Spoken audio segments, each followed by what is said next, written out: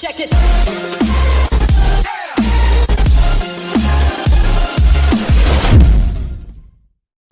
Hello, this is Socially Triggered, and this video I'm going to be talking about capitalism, and I really want to explain capitalism so that people can understand what capitalism is and what it really isn't. Capitalism exists where you have products and services and people who have ownership of those products and services, and they exchange those products and services for money. So I give you a product and you give me money. It's different from a bartering system because in a bartering system, money is not exchanged. It's just a product is exchanged for another product. So it's the money that makes capitalism go round. But the point is, there's always an exchange between the business and the person that is the customer. And the business in a capitalist system uses their resources to make a product or service that will be bought by a consumer. Now, they do this in order to benefit that person, and the more that they benefit, the more money they can ask for that product or service. So benefit that the person receives for the product is always rewarded with more value being given to that product or service. So the more value person that's buying the object feels that there is, then they will give more money as a result. Now, the way a business makes money is it has to produce that product and create a profit. Now, that profit is one of the big driving forces behind capitalism, but it's a profit that's used not only to make the person that started the company wealthy, but to invest into the company. So profit is necessary because if without it, the person that started the company will not be able to eat or survive, and that company will gradually go to business. But also, not only will they have personal difficulties, but if there's not enough profit for the company itself to innovate, to improve, to hire more people, then the company can go out of business too. So profit is very important. It helps the person that starts the company, and also it helps the company itself. And this is one of those things that most people who are communists don't understand, that profit is essential, and it's not a bad thing. Usually, the difference in the way a capitalist would see something and a communist would see something is a capitalist would say, I need profit in order to build my business. A communist would say, you are getting that profit by exploiting the workers.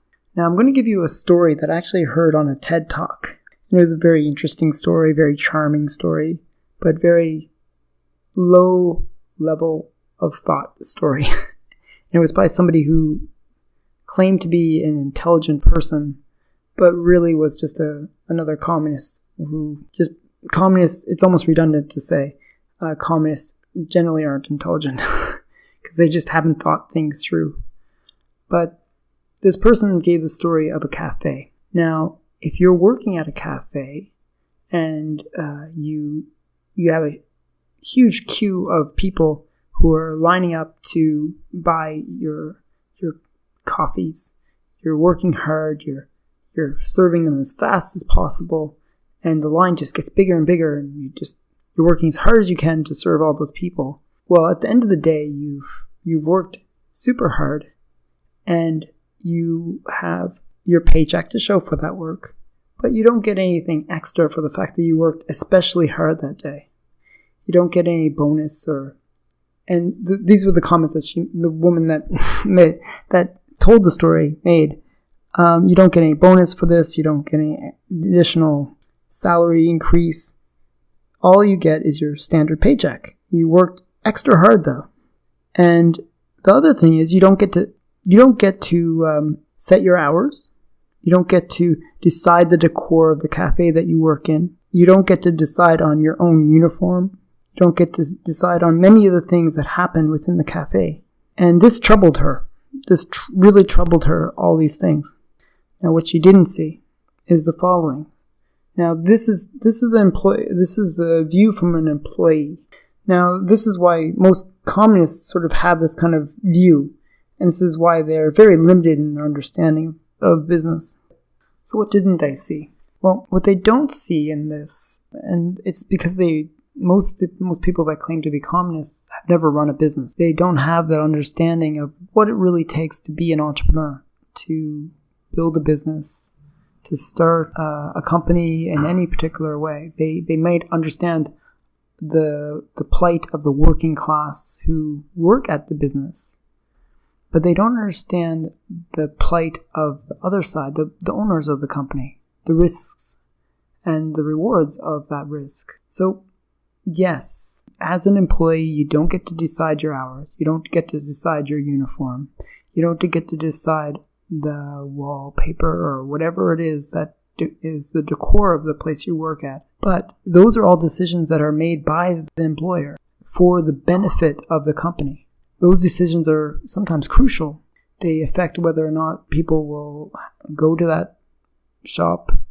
They can be very important decisions. And these are all things that, if they go wrong, the company can go out of business. A wrong decision on those very important things can actually make a company go out of business.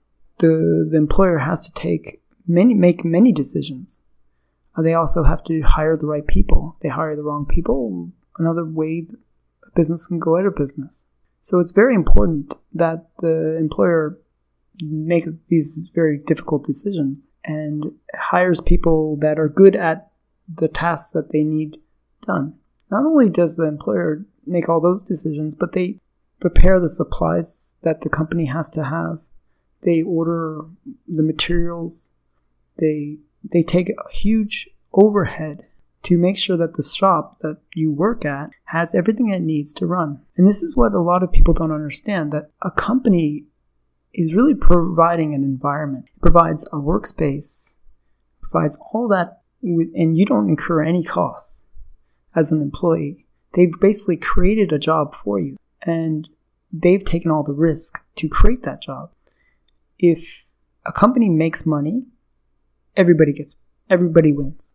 The employee wins, the boss wins, everybody wins. But if a company doesn't make money, the employees still get paid, but the boss might not. And that's a risk that they have to take. And there can be huge overhead when they start up a business. And that's a risk that they have to take. So communists don't understand this, that they think that just anybody can run a business. So they think that coffee shop, hey, why not let the employees run the shop, make all the decisions, have it be totally run by the employees, and they can share in all the wealth of that business. But they ignore the fact that the risk was taken to create that business, and they might not have the skills to maintain that business.